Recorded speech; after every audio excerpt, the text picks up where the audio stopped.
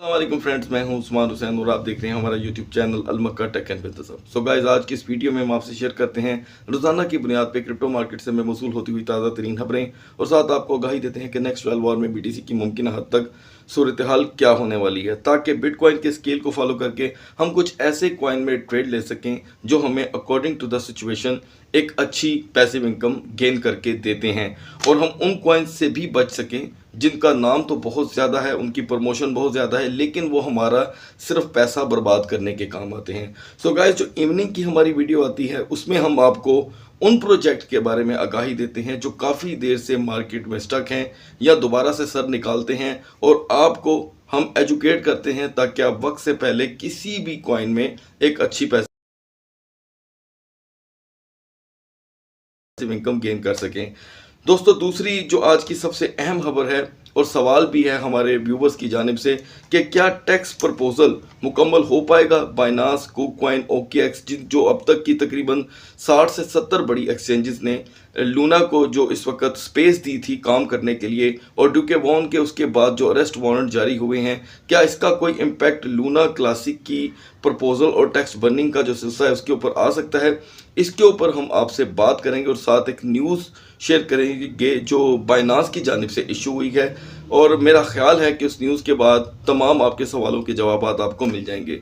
So guys, मैं यहाँ पर देख रहा हूँ कि मार्केट में इस वक्त $10 बिलियन का सरमायाकारी की शक्ल में इजाफा हुआ है, लेकिन हमें उसका इम्पैक्ट देखने को नहीं मिल रहा, क्योंकि अगर उसका इम्पैक्ट आता तो डेफिनेटली हम उसे देख भी लेते। बीटीसी के प्राइस में सिर्फ और सिर्फ $210 का इजाफा हुआ है, तो ये $10 बिलियन का इम्पैक्ट आया किन कॉइन्स में है उसके ऊपर हम बात करेंगे। और यहाँ पर अगर इथीरियम की बात करें तो दोस्तों कोई सूरत हाल इस वक्त बन नहीं पा रही। इथीरियम की हाई लगाकर ऑब्वियसली ये ज़रूर आया है 1456 का, सिर्फ 3 मिनट की रेजिस्टेंस के साथ, उसके बाद इसकी मार्केट टूट गई बुरी तरह से। अब हम बीएनबी को देखें तो बीएनबी ने रात की निस्बत अब 278 तक का हाई लगाया और फिर से दोबारा इसकी मार्केट दिन में क्रैश कर रही है। अभी फ़िलहाल पिछले कोई 4 दिन से हमने ये रूटीन देखी है कि दिन में मार्केट जो है वो ज़्यादा टूट रही है और मुसलसल डाउन कर रही है। जैसे मैंने आपको मिडनाइट में भी अपडेट दी थी कि दुनिया की तमाम मार्केटें यहाँ पर बुरी तरह डिस्टर्ब हो चुकी हैं और कल क्योंकि क्लोजिंग का दिन था गोल्ड की मार्केट का, तो जाते जाते गोल्ड की मार्केट एक अच्छा पंप देकर गई है और वो हमारे लिए एक सवालिया निशान है कि जब पीर को इंटरनेशनल तमाम मार्केटें सही तरीके से रूटीन वाइज काम करेंगी वर्किंग डेज में, तो फिर क्रिप्टो मार्केट पे उसका क्या असर आएगा। खास करके बुध का दिन बहुत अहम होगा मार्केट को लेकर, क्योंकि डाटा कुछ मसूल होंगे बुध के, तो वो अब कुछ नया चेंज लेकर आएंगे। क्योंकि जाहिर बात है, अब सीपीआई रिपोर्ट जो आनी थी वो 13 की थी, अब हम एंटर हो चुके हैं 17 को और बुध को क्या तारीख होगी, शायद अगर मैं गलत नहीं हूँ तो 20-21 तारीख होगी वहाँ पर। तो यहाँ पर हम देख रहे हैं दोस्तों सोलाना के प्राइस में तकरीबन 15 सेंट का सिर्फ इजाफा हुआ है। गाइस, डॉट की हमारी बाइंग थी 6.80 की। अगर आपने अभी तक डॉट को 7.10 के मुताबिक सेल नहीं किया तो आप इसे करके सेल दोबारा से 6.80 की एंट्री ऐड कर सकते हैं। यही इसकी अभी तक की सपोर्ट बन रही है। उसके बाद मैटिक के तमाम जो इन्वेस्टर थे वो यहाँ पर थोड़ी बहुत प्रॉफिट में आए हैं। अभी दोस्तों मार्केट में मूवमेंट नहीं है। 80-30 की हमारी बाइंग है। 81-47 पे अभी पॉलीगॉन मैटिक खड़ा है। जो बिगनर्स हैं जिन्होंने फर्स्ट एंट्री मिस कर दी है वो दोबारा से 80-30 पर ही पॉलीगॉन मैटिक में एंट्री लेंगे और एग्जिट इसका बनता है दोस्तों तकरीबन 87 सेंट का। वैसे अगर आप में से कोई भी शख्स यहाँ पर लॉन्ग टर्म की भी बाइंग कर लेता है पॉलीगॉन मैटिक को लेकर क्रैश मार्केट का फ़ायदा लेते हुए, तो आपको एक अच्छा इजाफा भी देखने को मिल सकता है इस माहौल के मुताबिक। और आज मैं इंशाल्लाह दोस्तों कोशिश करूँगा कि आपको कुछ लॉन्ग टर्म के लिए कॉइन बताऊं और आप जानते हैं कि मैं लॉन्ग टर्म हमेशा आपको 3 मंथ मैक्सिमम 3 to 6 मंथ के बारे में बताता हूं। तो मार्केट इस वक्त काफ़ी ज़्यादा डाउन है, तो लॉन्ग टर्म कॉइन आपको बहुत ही अच्छी 100% इनकम दे सकते हैं। आपको थोड़ा सा जेन लड़ाना होगा। यहाँ पर एवेक्स की सूरत हाल भी कोई ख़ास अच्छी नहीं है और ऑटम, जैसे कि मैंने कल दोपहर की वीडियो में आपको इसका सपोर्ट एंड रेजिस्टेंस बताया था, आप देख सकते हैं कि autumn is the only coin and top पे ये कॉइन है और दूसरा है लिंक जो हमें ट्रेड मुसलसल दे रहा है। तो ऑटम को दोस्तों हमने अभी फ़िलहाल बाय नहीं करना, ये बहुत ज़्यादा पीक पर है। 14.25 पे हम इसकी बाइंग करेंगे। इसे चाहे आप अपनी एप्लीकेशन में अप्लाई करके रखें। ETC, यूनिस्वैप, ये यहाँ पर मुकम्मल तौर पे मूवमेंट लेस हो चुके हुए हैं। और चेन लिंक जो है, हमारे जितने भी बायर थे चेन लिंक में 7.50 वाले, वो इस वक्त 43 सेंट की प्रॉफिट में है। दोबारा आपकी बाइंग दोस्तों बनती है 7.60 की। 7.60 एक ऐसा सपोर्ट लेवल होगा जो आपको दोबारा से 30 से 35 सेंट की ट्रेड दे सकता है। तो दोस्तों हमेशा की तरह मार्केट स्टक रही, XMR की रिकवरी शुरू हो चुकी है।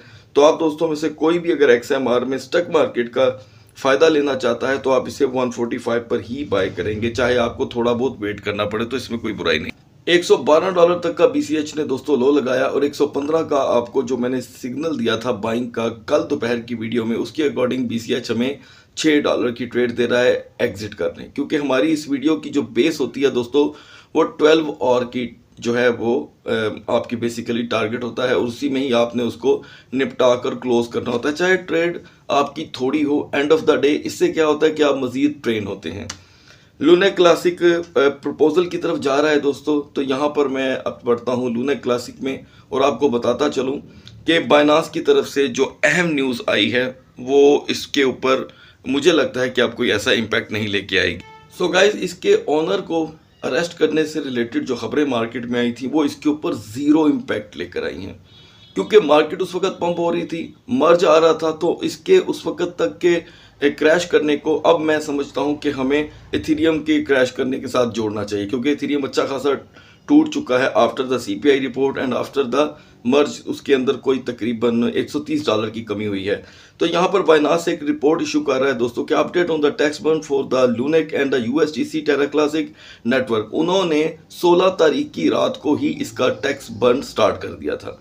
इसी वजह से इसके प्राइस में बूस्ट आया, जो ये 3023 तक जा चुका था। अच्छा, वो expected to the give life of the Terra Classic block height और द अप्रोक्सीमेटली जो है 21 तारीख तक कर दी गई है। पहले आ रही थी दोस्तों 17 से 20 सितंबर, बाइनांस ने कर दी है 16 से 21। अब ये बनते हैं दोस्तों 5 दिन।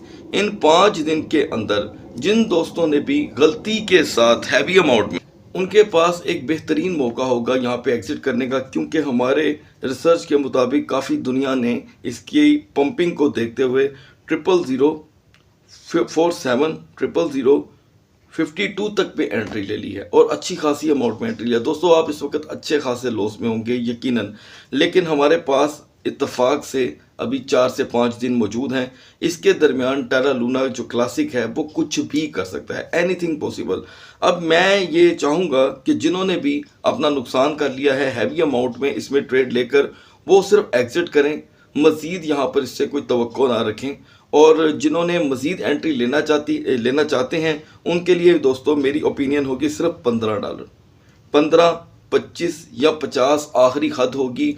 वो भी इसलिए कि इसके अंदर बूस्ट आना ही आना है, क्योंकि गाइस टैक्स बर्न होता रहेगा, यानी कि इसकी जो बर्निंग है वो थोड़ा बहुत इम्पैक्ट तो लेकर आएगी। तो हमें यहाँ पर थोड़ा सा कनिंग होके, शाना बन के, फनकार बन के इसमें से अर्निंग करनी है। तो मेरे ख्याल से 15, 25 और $50 इससे खेलने के लिए काफ़ी होंगे। और इसके साथ साथ मैं आपको मज़ीद बता दूं कि इसके जो बाकी टोकन है, लूना जो न्यू आया था और USDC, उनकी भी सूरत हाल सेम तकरीबन इस जैसी है। सो आपने यहाँ पर काफ़ी ज़्यादा भी केयरफुल रहना है। कोशिश कीजिएगा कि अगर आपका लॉस पूरा हो जाए और वहाँ पर जाके आपके अंदर कोई थोड़ी सी ग्रीड जागे कि चलो यार प्रॉफिट भी निकालते हैं, तो निकाल कर एग्जिट करने वाली बात कीजिएगा, क्योंकि इस कॉइन का मिजाज अब ज़्यादा कोई मजबूत नहीं रहा। अब बढ़ते हैं दोबारा से मार्केट की तरफ। सो गाइस, इस स्टक मार्केट में टेरा लूना क्लासिक नज़र का बाइस बना रहेगा। दुनिया इसकी तरफ एक मरतबा फिर लपकेगी, क्योंकि इवेंट्स पे इवेंट्स हमें देखने को मिल रहे हैं और हमने तो इसको सिर्फ और सिर्फ यूटिलाइज करना है। मज़ीद भी कोई खबरें होंगी तो दोस्तों उसकी अपडेट आपको मिलती रहेगी।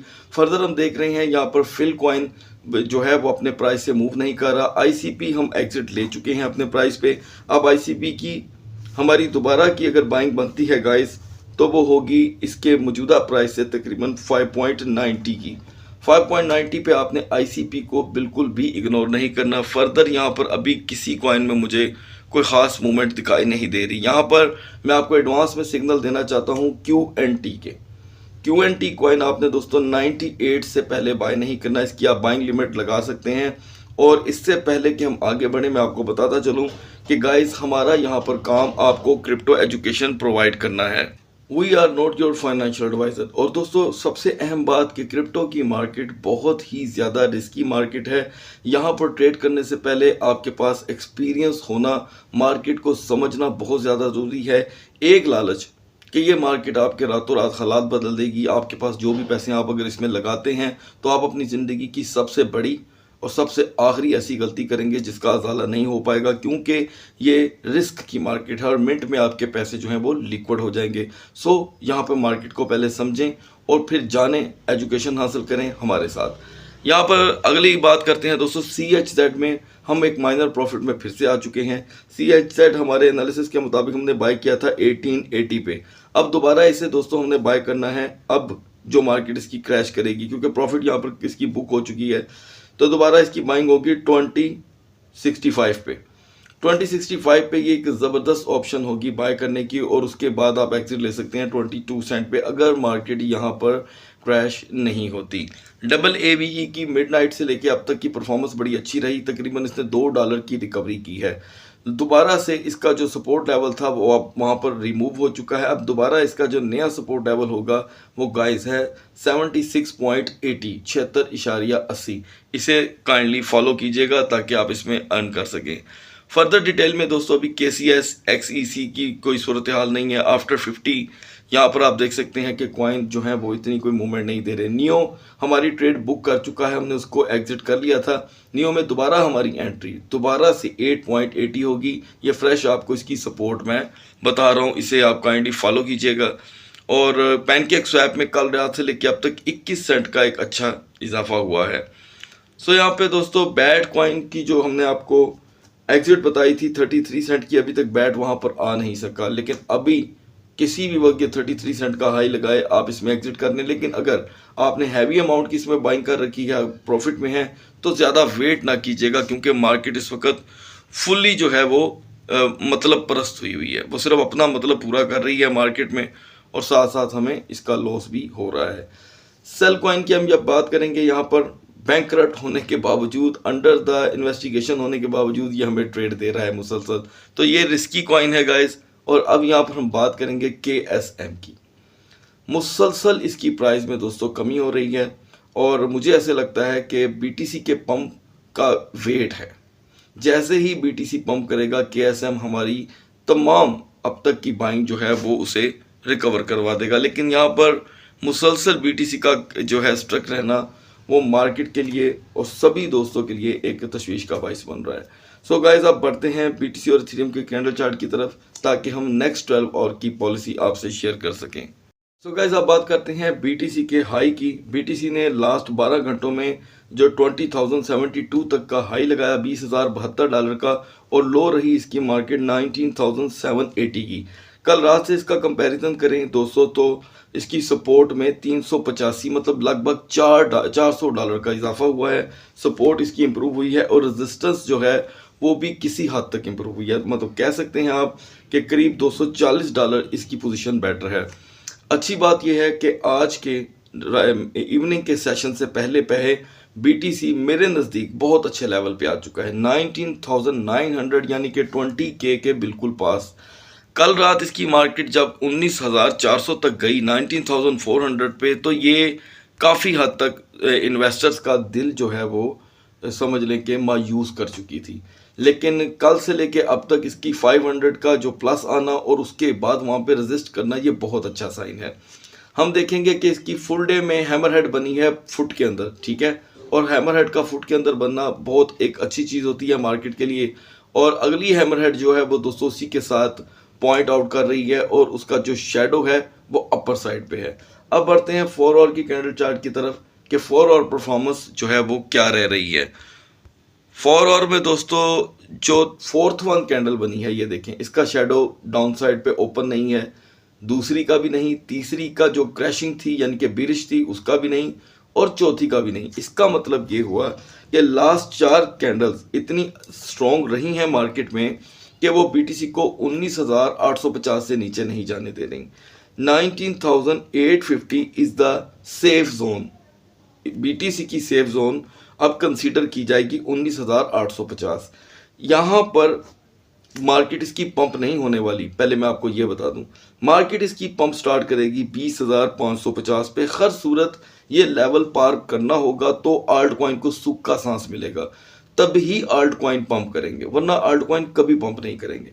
20,550 पे आल्ट कॉइन के अंदर आपको डेफिनेटली मूवमेंट आनी शुरू होती दिखाई देगी वाजिया तौर पे। और अब बात कर लेते हैं कि 20,550 पे अगर ये 2 घंटे रेजिस्ट करती है लाजम, या रात की मार्केट में एंटर होने से पहले भी ये इस पे चली जाती है इस लेवल पे, और 15 मिनट स्टे कर लेती है, पहले 15 मिनट, तो ये 20,900 तक का हाई लगा सकती है। अभी तक के लिए इसमें टोटल हाई इतना ही आ सकता है। और लो की बात करें तो 19,649 इसकी टोटल ब्रेकिंग जोन होगी। यहाँ पर इसकी मार्केट जाती है तो बहुत बुरी तरह टूट सकती है। और मार्केट में आज के दिन और कल के दिन कोई जियो पॉलिटिक्स के लिहाज से कोई खबर आ जाए तो वो बात अलग है, अदरवाइज कारोबारी लिहाज से कोई खबर के चांसेस अभी दिखाई नहीं दे रहे, क्योंकि इंटरनेशनल मार्केट्स होती हैं वो क्लोज हो जाती हैं ट्रेडिंग की। लेकिन वेल्स एंट्री होती है तो आपको उसकी खबर ज़रूर प्रोवाइड की जाएगी। अब बढ़ते हैं दोस्तों इथेरियम के कैंडल चार्ट की तरफ। इथेरियम सिस्टम दोस्तों अभी तक पूरी तरह ऑपरेशनल नहीं हो सका, ये खबर मैं आपको बार बार रिमेन करवा रहा हूँ।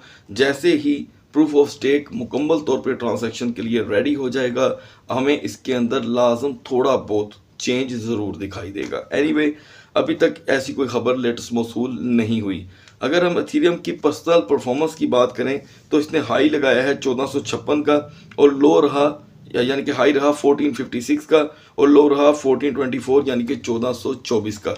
मार्केट इसकी फिर से मिड में आके खड़ी हो गई है, उसी पोजीशन पे जहां पे इसकी मार्केट रात को थी। अब बढ़ते हैं इसके कैंडल चार्ट की तरफ, ऑल वर्किंग देखते हैं इसकी गाइस। तो इसमें अभी भी कहीं हमें सपोर्ट दिखाई नहीं दे रही, यानी कि बीटीसी और इथेरियम इस वक्त बिल्कुल भी मैच नहीं कर रहे। अक्सर ऐसा हुआ करता था, आपको याद होगा कि पिछली कैंडल अगली कैंडल दोनों कैंडल मिलके बीटीसी की कैंडल से ज़रूर मैच करते थे, लाजम करते थे। मुझे ऐसे लगता था कि ये कॉपी कर रहे हैं एक दूसरे की, लेकिन ऐसी सूरत हाल नहीं है। यहाँ पर इथेरियम में डाउन ट्रेंड बन रहा है, ये देखें।